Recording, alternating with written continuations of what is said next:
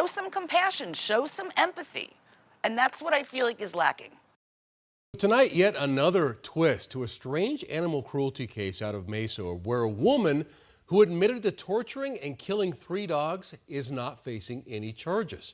12 News journalist Sean Rice has been following this case closely for months. He joins us now with more. Sean? Yeah, Troy and Kribe, last report we gave you was the decision by county prosecutors to not charge this case. Now it's a decision by city prosecutors in Mesa. Now, last month I told you how Maricopa County Attorney Rachel Mitchell declined to prosecute Brooke Scalero on multiple animal cruelty charges.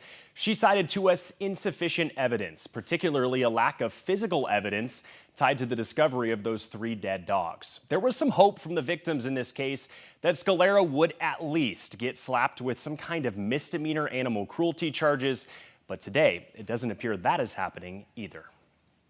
I don't understand it. And again, it's heartbreaking. It's heartbreaking to all of us who were really directly involved. The discovery of 3 dead dogs, a journal outlining how they were killed and where the bodies would be found, hasn't resulted in a single animal cruelty charge.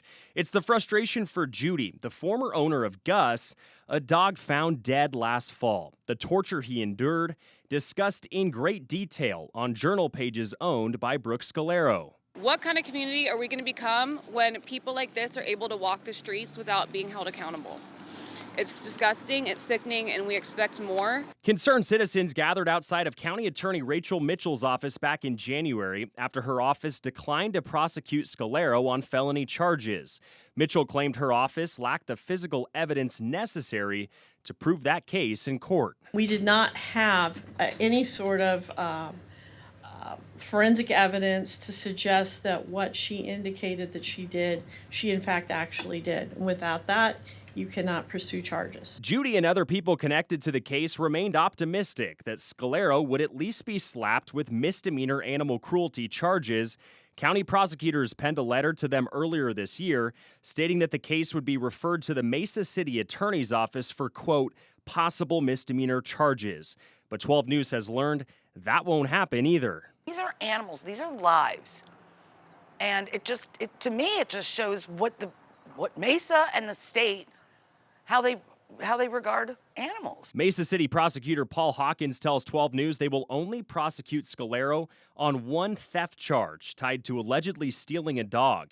He says it was the only charge referred to them by Rachel Mitchell's office, and because of this, Scalero will not face an animal cruelty charge of any kind. I don't understand that. You've got evidence, you've got a journal, you've got a confession, you've got people who are behind this.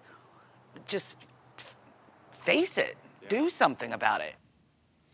Now, the Maricopa County Attorney's Office told me this afternoon that the Mesa City Attorney's Office was following their recommendation on this case by only charging Scalero with that single theft charge. Tonight, she does remain inside the Maricopa County Jail on other felony charges that are unrelated to this case. Back to you guys. She is charged with that or convicted of that theft charge. I would imagine there's a punishment that goes along with that, Sean, right? Yeah, there definitely is. It's minimal jail time. Sometimes probation is on the table. That other charge, she has already pled guilty to other theft charges tied to stealing a bracelet from actually Judy, the woman you heard there in that report. She's already pled guilty, and so there's a possibility she'd get anywhere from 2 to 5 years.